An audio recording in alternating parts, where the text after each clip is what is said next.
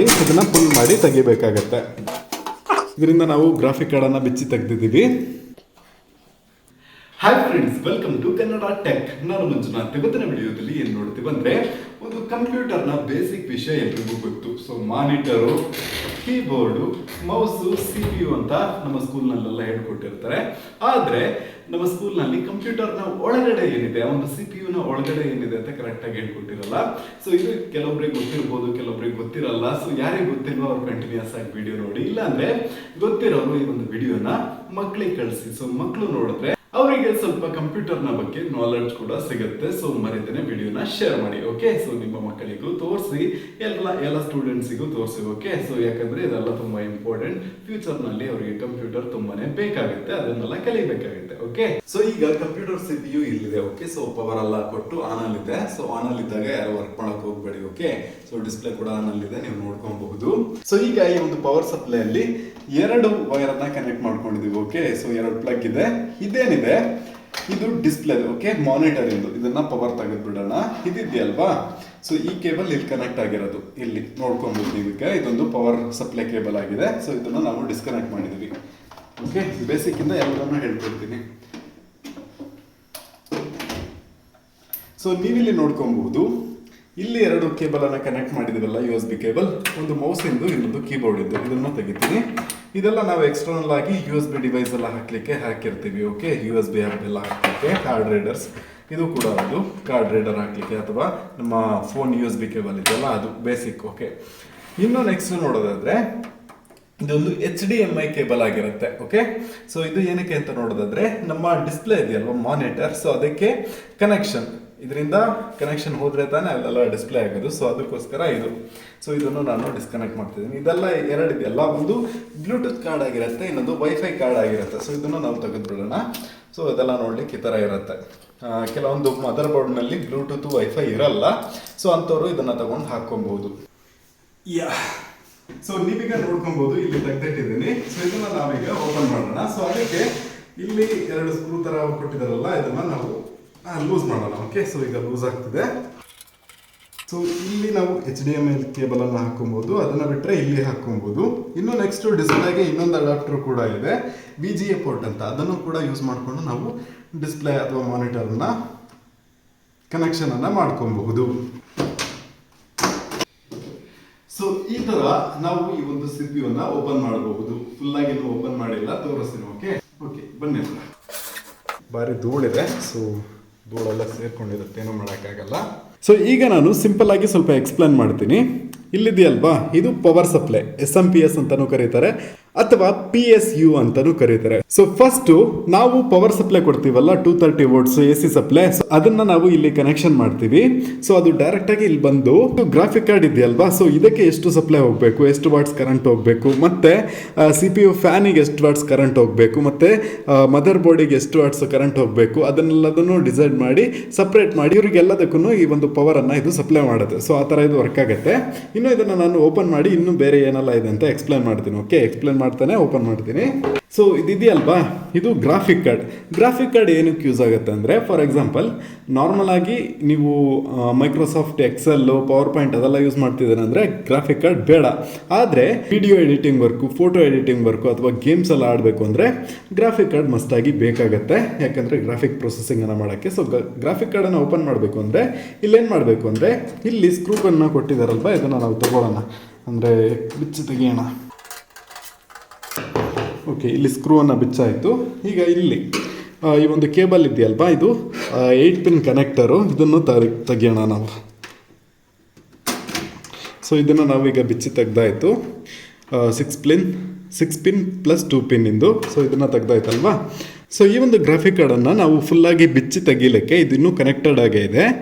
ಇಲ್ಲಿ ಒಂದು ಕನೆಕ್ಟರನ್ನು ಕೊಟ್ಟಿದ್ದಾರೆ ನೋಡಿ, ಒಂದು ಬಟನ್. ಸೊ ಇದನ್ನು ನಾವು ಪ್ರೆಸ್ ಮಾಡಬೇಕಾಗತ್ತೆ. ಓಕೆ, ಪ್ರೆಸ್ ಮಾಡಿ ಇದನ್ನು ಫುಲ್ ಮಾಡಿ ತೆಗಿಬೇಕಾಗತ್ತೆ. ಓಕೆ, ಇದರಿಂದ ನಾವು ಗ್ರಾಫಿಕ್ ಕಾರ್ಡನ್ನು ಬಿಚ್ಚಿ ತೆಗೆದಿದ್ದೀವಿ. ಸೊ ಈ ಒಂದು ಗ್ರಾಫಿಕ್ ಕಾರ್ಡ್ ನೋಡೋಕ್ಕೆ ಈ ಥರ ಇರುತ್ತೆ. ಸೊ ಸಿಂಪಲ್ ಆಗಿ ನೋಡ್ಬೇಕಂದ್ರೆ ಇದೊಂದು ಮದರ್ ಬೋರ್ಡ್ ತರ ಇರುತ್ತೆ. ಇದರಲ್ಲಿ ಕೆಲವೊಂದು ಟ್ರಾನ್ಸಿಸ್ಟರ್ಸ್ ಅದನ್ನೆಲ್ಲ ಹಾಕಿರ್ತಾರೆ. ಇದು ಇಷ್ಟು ದೊಡ್ಡ ಏನಕ್ಕಿದೆ ಅಂತ ನೋಡೋದಾದ್ರೆ, ಇದು ವರ್ಕ್ ಆಗುವಾಗ ತುಂಬಾ ಹೀಟ್ ಜನರೇಟ್ ಆಗುತ್ತೆ. ಇದರಲ್ಲಿ ತುಂಬಾ ಹೀಟ್ ಆದ್ರೆ ಎಲ್ಲದು ಸುಟ್ಟೋಗ್ಬಿಡುತ್ತೆ. ಸೊ ಅದಕ್ಕೋಸ್ಕರ ಇದನ್ನ ಕೂಲಿಂಗ್ ಮಾಡೋಕ್ಕೋಸ್ಕರ ಇಲ್ಲಿ ಹೀಟ್ ಸಿಂಕ್ ಅನ್ನ ಕೊಟ್ಟಿದ್ದಾರೆ ನೋಡಿ. ಹೀಟ್ ಸಿಂಕು ಒಳಗಡೆ ಪೈಪ್ ಎಲ್ಲ ಕೊಟ್ಟಿದ್ದಾರೆ ನೋಡಿ. ಇದೆಲ್ಲ ಮೇನ್ ಆಗಿ ಇದು ಕೂಲ್ ಆಗಬೇಕು, ಅದಕ್ಕೆ ಇದು ಇಷ್ಟು ದುಡ್ಡು ಕೊಟ್ಟಿರೋದು. Fans, okay. ಸೊ ಇದೆಲ್ಲ ಇರೋದ್ರಿಂದನೇ ಇದು ಕೂಲಾಗಿ ವರ್ಕ್ ಆಗುತ್ತೆ. ಇಲ್ಲಾಂದ್ರೆ ಹೀಟ್ ಆಗಿ ಇದೆಲ್ಲ ಬರ್ನ್ ಆಗಿ ಸುಟ್ಟೋಗ್ಬಿಡುತ್ತೆ, ಇದೆಲ್ಲ ಕರೆಕ್ಟಾಗಿ ಕೆಲಸ ಮಾಡಲಿಲ್ಲ ಅಂದ್ರೆ. ಇನ್ನು ಈ ಒಂದು ಕಂಪ್ಯೂಟರ್ನ ಒಳಗಡೆ ಬೇರೆ ಪಾರ್ಟ್ಸ್ ಅನ್ನ ನೋಡೋದಾದ್ರೆ ಮೇನ್ ಆಗಿ ಬೇಕಾಗಿರೋದು ಮದರ್ ಬೋರ್ಡ್ ಹೌದು, ರ್ಯಾಮ್ ಹೌದು. ಓಕೆ, ಸೊ ಈ ಒಂದು ರ್ಯಾಮ್ ಅನ್ನ ಕೂಡ ನಾನು ಬಿಚ್ಚಿ ತೋರಿಸ್ತೀನಿ. ಸೊ ಇಲ್ಲಿ ಇದನ್ನ ಓಪನ್ ಮಾಡ್ಕೊಳ್ಳೋಣ. ನಾವು ನಾರ್ಮಲ್ ಆಗಿ ಎಲ್ಲ ಕಂಪ್ಯೂಟರ್ಸ್ನಲ್ಲೂ ಎರಡೆರಡು ರ್ಯಾಮನ್ನು ಹಾಕೊಬೋದು. ಓಕೆ, ಸೊ ಇದನ್ನು ನಾವು ಬಿಚ್ಚೋಣ. ಸೊ ಈ ಒಂದು ರ್ಯಾಮ್ ಸ್ಟಿಕ್ ನೋಡೋಕ್ಕೆ ಈ ಥರ ಇರುತ್ತೆ. ಇದೆಲ್ಲ ಧೂಳು ಕೂತಿದೆ, ಒರ್ಸ್ ಹಾಕಬೇಕಾಗತ್ತೆ. ಮತ್ತೆ ಇನ್ನು ನೆಕ್ಸ್ಟ್ ನೋಡೋದಾದ್ರೆ ಮದರ್ ಬೋರ್ಡ್. ಸೊ ಇಲ್ಲಿ ಕಾಣಿಸ್ತಿದೆಯಲ್ಲ ನಿಮಗೆ ದೊಡ್ಡಕ್ಕೆ ಬ್ಲ್ಯಾಕ್ ಕಲರ್ನಲ್ಲಿ, ಇದನ್ನ ಮದರ್ ಬೋರ್ಡ್ ಅಂತ ಕರೀತಾರೆ. ಮತ್ತೆ ಈ ಒಂದು ಮದರ್ ಬೋರ್ಡ್ನ ಕೆಲಸ ಏನಪ್ಪಾ ಅಂತ ನೋಡಿದ್ರೆ ಎಲ್ಲದಕ್ಕೂ ಕನೆಕ್ಷನ್ ಇದರಿಂದನೇ ಮೇನ್ ಆಗಿ. ತುಂಬಾ ಏನು ನಾನು ಎಕ್ಸ್ಪ್ಲೈನ್ ಮಾಡಕ್ ಹೋಗಲ್ಲ. ಇದರಲ್ಲೇ ನಾವು ಗ್ರಾಫಿಕ್ ಕಾರ್ಡು, ರ್ಯಾಮು, ಪ್ರೊಸೆಸರ್ ಎಲ್ಲದನ್ನು ಇದರಲ್ಲೇ ನಾವು ಕನೆಕ್ಟ್ ಮಾಡೋದು. ಇನ್ನು ನೆಕ್ಸ್ಟ್ ನೋಡೋದಾದ್ರೆ ಇಲ್ಲಿದೆಯಲ್ವಾ, ಸೊ ಇದು ನೋಡೋದಾದ್ರೆ ಇದೊಂದು ಹಾರ್ಡ್ ಡಿಸ್ಕ್. ಇದೊಂದು 1 TB ಹಾರ್ಡ್ ಡಿಸ್ಕ್ ಅನ್ನ ಹಾಕಿದ್ದಾರೆ. ಇದು ಹೇಗಿರುತ್ತೆ ಅಂತ ನೋಡೋದಾದ್ರೆ ಫೋಟೋ ಹಾಕಿರ್ತೀನಿ, ಆ ಥರ ಇರುತ್ತೆ. ಇನ್ನು ನೆಕ್ಸ್ಟ್ ನೋಡೋದಾದ್ರೆ SSD ಅಂತ, ಸಾಲಿಡ್ ಸ್ಟೇಟ್ ಡ್ರೈವ್ ಅಂತ. ಸೊ ಇದು ಹಾರ್ಡ್ ಡಿಸ್ಕಿನ ಫಾಸ್ಟ್ ಆಗಿರುತ್ತೆ. ಸೊ ಇದನ್ನ ಎರಡನ್ನು ಏನಕ್ಕೆ ಹಾಕಿದ್ದಾರೆ ಅಂತ ನೋಡೋದಾದ್ರೆ ಎಕ್ಸ್ಟರ್ನಲ್ ಡ್ರೈವ್ ಆಗಿ ಹಾಕಿದ್ದಾರೆ. ಅಂದ್ರೆ ನಮಗೆ ಎಕ್ಸ್ಟ್ರಾ ಫೋಟೋಸ್, ವಿಡಿಯೋಸ್ ಅನ್ನ ಸ್ಟೋರ್ ಮಾಡೋಕ್ಕೆ ಇದನ್ನು ಹಾಕಿದ್ದಾರೆ. ಮತ್ತೆ ಯಾಕಪ್ಪ SSD ಹಾಕೋದ್ರು ಅಂತ ನೋಡೋದಾದ್ರೆ ಇದರಲ್ಲೇ ನಮಗೆ ವಿಂಡೋಸ್ ಬೂಟಿಂಗ್ ಫೈಲ್ ಅನ್ನ ಹಾಕಿದ್ದಾರೆ. ಯಾಕಂದ್ರೆ SSD ಫಾಸ್ಟ್ ಆಗಿರುತ್ತಲ್ವಾ, ಸೊ ಬೂಟ್ ಫೈಲ್ ಎಲ್ಲ ಹಾಕಿದ್ರೆ ನಮ್ಮ ಕಂಪ್ಯೂಟರ್ ಫಾಸ್ಟ್ ಆಗಿ ಆನ್ ಆಗುತ್ತೆ, ಫಾಸ್ಟ್ ಆಗಿ ವರ್ಕ್ ಆಗುತ್ತೆ. ಸೊ ಅದಕ್ಕೋಸ್ಕರ SSD ನ ಇಲ್ಲಿ ಹಾಕಿದ್ದಾರೆ. ಬೂಟಿಂಗ್ ಫೈಲ್ ಇದರಲ್ಲಿದೆ. ಓಕೆ, ಇನ್ನು ನೆಕ್ಸ್ಟ್ ನೋಡೋದಾದ್ರೆ ಇದೆಲ್ಲ ಇದಕ್ಕೆ ಹೋಗಿರೋ ಕನೆಕ್ಷನ್ಸ್ಗಳು. ಸೊ CPU ನ ಫ್ರಂಟ್ ನಲ್ಲಿ ನೀವು ನೋಡ್ಕೊಬಹುದು. ಇಲ್ಲಿ USB ಹಾಕ್ಲಿಕ್ಕೆ ಮತ್ತೆ ಆಡಿಯೋ ಪಿನ್ ಅನ್ನ ಕನೆಕ್ಟ್ ಮಾಡ್ಲಿಕ್ಕೆಲ್ಲ ಪೋರ್ಟ್ಸ್ ಅನ್ನೆಲ್ಲ ಕೊಟ್ಟಿದಾರಲ್ವಾ, ಮತ್ತೆ ಪವರ್ ಆನ್ ಮಾಡಕ್ಕೆ ಬಟನ್ಸ್ ಎಲ್ಲ ಕೊಟ್ಟಿದಾರಲ್ವಾ. ಸೊ ಅದಕ್ಕೋಸ್ಕರನೇ ಇಲ್ಲಿಂದ ಕನೆಕ್ಷನ್ ಎಲ್ಲ ಹೋಗಿದೆ. ಓಕೆ, ನೀವು ನೋಡ್ಕೊಬಹುದು. ಇಲ್ಲಿಂದ ಹೋಗಿ ಎಲ್ಲದಕ್ಕೂ ಅಲ್ಲಿ ಕನೆಕ್ಟ್ ಆಗಿರುತ್ತೆ. ಇನ್ನು ಈ ಕೇಬಲ್ಸ್ ಅನ್ನೆಲ್ಲ ನೋಡೋದಾದ್ರೆ ಈ ಒಂದು ಪವರ್ ಸಪ್ಲೈ ಇಂದ ಇದಕ್ಕೆ ಹೋಗಿರೋದು. ಈ ಒಂದು ಬ್ಲಾಕ್ ಕಲರ್ ಅಲ್ಲಿರೋ ಎಲ್ಲ ಕೇಬಲ್ಸ್ಗಳು ಈ ಒಂದು ಪವರ್ ಸಪ್ಲೈ ಇಂದ ಇದಕ್ಕೆ ಹೋಗಿದೆ. ಓಕೆ, ಈ ಒಂದು ಪವರ್ ಸಪ್ಲೈಗೂ ಕೂಡ ಫ್ಯಾನ್ ಅನ್ನ ಕೊಟ್ಟಿದ್ದಾರೆ. ಇದು ಕೂಡ ವರ್ಕ್ ಆಗಿಲ್ಲ ಅಂದ್ರೆ ನಿಮಗೆ ಪ್ರಾಬ್ಲಮ್ ಆಗುತ್ತೆ. ಇನ್ನು ನೆಕ್ಸ್ಟ್ ನೋಡೋದಾದ್ರೆ ಇಲ್ಲೊಂದು ಫ್ಯಾನ್ ಅನ್ನ ಕೊಟ್ಟಿದಾರಲ್ವಾ, ಇದು ಏನಕ್ಕಪ್ಪ ಕೊಟ್ಟಿದ್ದಾರೆ ಅಂತ ನೋಡೋದಾದ್ರೆ ಇದರ ಒಳಗಡೆ ಪ್ರೊಸೆಸರ್ ಇದೆ. ಸೊ ನಾನು ಯೂಸ್ ಮಾಡ್ತಿರೋದು ಇಂಟೆಲ್ನ i5 9th generation processor. Okay, so ಅದಕ್ಕೋಸ್ಕರ ಇದನ್ನ ಕೊಟ್ಟಿದ್ದಾರೆ. ಇದು ಕೂಡ ಯಾಕೆ ಅಂತ ನೋಡೋದಾದ್ರೆ ನಾವು ಕಂಪ್ಯೂಟರ್ ಅನ್ನ ಯೂಸ್ ಮಾಡುವಾಗ ಪ್ರೊಸೆಸರ್ ತುಂಬಾನೇ ಹೀಟ್ ಆಗುತ್ತೆ, ಅದನ್ನ ಕೂಲ್ ಮಾಡಲಿಕ್ಕೆ ಒಂದು ಫ್ಯಾನ್ ಅನ್ನ ಕೊಟ್ಟಿದ್ದಾರೆ. ಫ್ಯಾನು, ಹೀಟ್ ಸಿಂಕ್ ಎಲ್ಲದೂ ಒಟ್ಟಿಗೆ ಇದೆ. ಸೊ ಈ ಒಂದು ಫ್ಯಾನ್ನ ಕನೆಕ್ಷನ್ ಕೂಡ ನೀವು ನೋಡ್ಕೊಬಹುದು. ಈ ಒಂದು ಮದರ್ ಬೋರ್ಡಿಗೆ ಇಲ್ಲಿ ಕನೆಕ್ಟ್ ಆಗಿದೆ. ಇದೇ ಥರ ಎಲ್ಲ ಒಂದು ಕನೆಕ್ಷನ್ ಕೂಡ ಇರುತ್ತೆ. ಇನ್ನು ನೆಕ್ಸ್ಟ್ ನೋಡೋದಾದ್ರೆ ಈ ಒಂದು ಮದರ್ ಬೋರ್ಡಲ್ಲಿ ಒಂದು ಚಿಕ್ಕ ಬ್ಯಾಟ್ರಿಯನ್ನು ನಾವು ನೋಡ್ಕೊಬೋದು. ಏನಪ್ಪ ಇದು ಒಂದು ಬ್ಯಾಟ್ರಿ ಅಂತ ನೋಡೋದಾದ್ರೆ ಇದನ್ನು CMOS ಬ್ಯಾಟ್ರಿ ಅಂತಲೂ ಹೇಳ್ತಾರೆ. ಯಾಕೆ ಇದನ್ನು ಇಲ್ಲಿ ಕೊಟ್ಟಿದ್ದಾರೆ ಅಂತ ನೋಡೋದಾದರೆ, ಫಾರ್ ಎಕ್ಸಾಂಪಲ್ ನಾವು ಲ್ಯಾಪ್ಟಾಪ್ ಅಂದರೆ ಯಾವಾಗಲೂ ಪವರ್ ಇರುತ್ತೆ, ಆದರೆ ಅದರಲ್ಲಿ ಚಾರ್ಜ್ ಇರುತ್ತೆ, ಬ್ಯಾಟ್ರಿ ಇರುತ್ತೆ. ಅದರಲ್ಲೂ ಕೂಡ CMOS ಬ್ಯಾಟ್ರಿ ಇರುತ್ತೆ. ಮೊಬೈಲ್ನಲ್ಲಿ ಆ ಥರ ಏನೂ ಇರೋದಿಲ್ಲ. ಇದರಲ್ಲಿ ಯಾಕೆ ಕೊಟ್ಟಿದ್ದಾರೆ ಅಂತ ನೋಡಿದ್ರೆ ನಾವು ಕಂಪ್ಲೀಟಾಗಿ ಪವರನ್ನು ರಿಮೂವ್ ಮಾಡ್ತೀವಿ. ಸೊ ಆ ಥರ ರಿಮೂವ್ ಮಾಡೋದ್ರಿಂದ ನಾವು ನೆಕ್ಸ್ಟ್ ಟೈಮ್ ಆನ್ ಮಾಡುವಾಗ ಅದರಲ್ಲಿ ನಾವು ನೋಡ್ಕೊಬಹುದು ಯಾವುದೇ ಥರದ ಟೈಮ್ ಆ್ಯಂಡ್ ಡೇಟ್ ಎಲ್ಲ ಅಳಿಸೋಗ್ಬಿಡುತ್ತಲ್ವ. ಸೊ ಅದ್ರ ಥರ ಅಳಿಸೋಗ್ಬಾರ್ದು, ಟೈಮ್ ಆ್ಯಂಡ್ ಡೇಟ್ ಕಂಟಿನ್ಯೂ ಆಗಿರ್ಬೇಕು. ಈಗ 8 ಗಂಟೆಗೆ ಆನ್ ಮಾಡಿದ್ರೆ 8 ಗಂಟೆ ಟೈಮ್ ತೋರಿಸ್ತಾ ಇರಬೇಕು. ಅದನ್ನು ಬಿಟ್ಟು ಯಾವುದೋ ನೆನ್ನೆ ಆಫ್ ಮಾಡಿದ ಟೈಮೆಲ್ಲ ತೋರಿಸ್ಬಾರ್ದು. ಅಂದರೆ ಈ ಒಂದು ಬ್ಯಾಟ್ರಿ ಬೇಕೇ ಬೇಕಾಗತ್ತೆ. ಅದು ಮಾತ್ರ ಅಲ್ಲದೆ ಕೆಲವೊಮ್ಮೆ ಪವರ್ ಆನ್ ಆಗಲಿಕ್ಕೂ ಕೂಡ ಇದೊಂದು ಬೂಸ್ಟನ್ನು ಕೊಡುತ್ತೆ. ಸೊ ನಿಮ್ಮ ಒಂದು ಮದರ್ ಬೋರ್ಡ್ನಲ್ಲಿ ಅಥವಾ ಕಂಪ್ಯೂಟರ್ನಲ್ಲಿ power on and of problem ಇದ್ದರೆ, ಸೊ ಆನ್ ಆಗುವಂತಹ ಪ್ರಾಬ್ಲಮ್ ಇದ್ದರೆ ಈ ಒಂದು ಬ್ಯಾಟ್ರಿ ಕೂಡ ಹಾಳಾಗಿರಬಹುದು. ಸೊ ಕೆಲವೊಮ್ಮೆ ಸೊ ಇದನ್ನು ರಿಪ್ಲೇಸ್ ಮಾಡೋದ್ರಿಂದನೂ ನಮ್ಮ ಕಂಪ್ಯೂಟರ್ ಅಥವಾ ಲ್ಯಾಪ್ಟಾಪ್ ಸರಿಯಾಗುತ್ತೆ ಕೆಲವೊಮ್ಮೆ. ಅದನ್ನು ನೀವು ತಿಳ್ಕೊಂಡು ಇಟ್ಕೊಂಡಿರಿ. ಈ ಸ್ಲಾಟ್ ನೋಡಿದ್ರಲ್ವಾ, ಇದರಲ್ಲೇ ಗ್ರಾಫಿಕ್ ಕಾರ್ಡ್ ಕನೆಕ್ಟೆಡ್ ಆಗಿತ್ತು. ಇಲ್ಲೆರಡು ನಾವು ರ್ಯಾಮನ್ನು ಹಾಕ್ಕೊಬೋದು.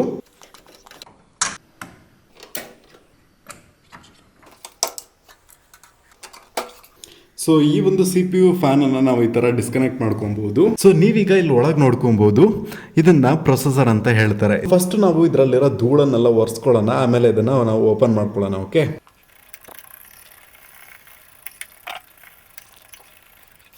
ಸೊ ಆಲ್ಮೋಸ್ಟ್ ಧೂಳನ್ನೆಲ್ಲ ಒರೆಸಿದೀವಿ. ಸೊ ಇದನ್ನ ನಾವು ಈ ತರ ಪುಲ್ ಮಾಡೋಣ.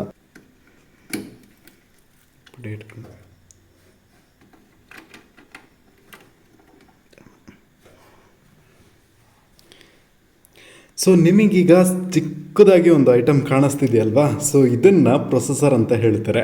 ಸೊ ಈ ಒಂದು ಪ್ರೊಸೆಸರ್ನಿಂದನೇ ಎಷ್ಟು ಕಂಪ್ಯೂಟರ್ ಮೇಯ್ನಾಗಿ ವರ್ಕ್ ಆಗ್ತಿರೋದು.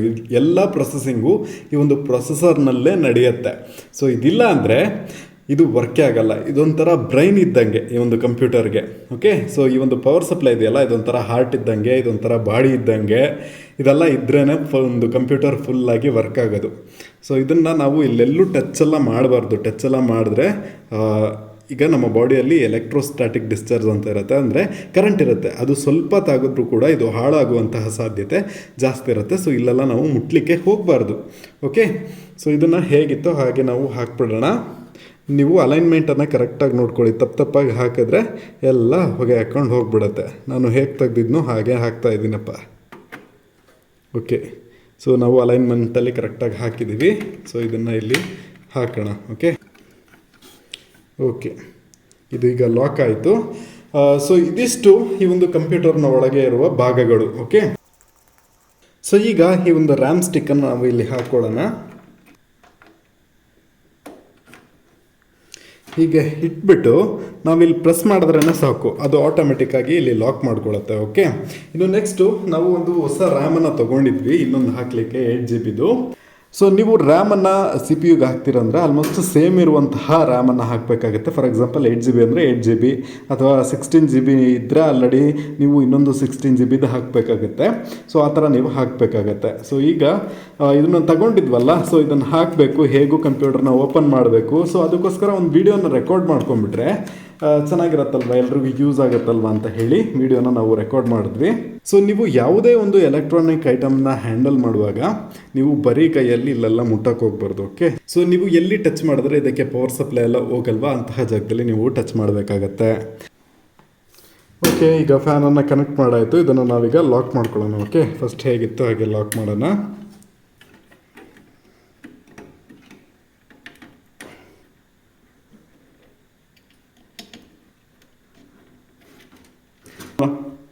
ಈಗ ಈ ಒಂದು ಗ್ರಾಫಿಕ್ ಕಾರ್ಡನ್ನು ನಾವು ತಿರ್ಗಾ ಫಿಕ್ಸ್ ಮಾಡ್ಕೊಳ್ಳೋಣ.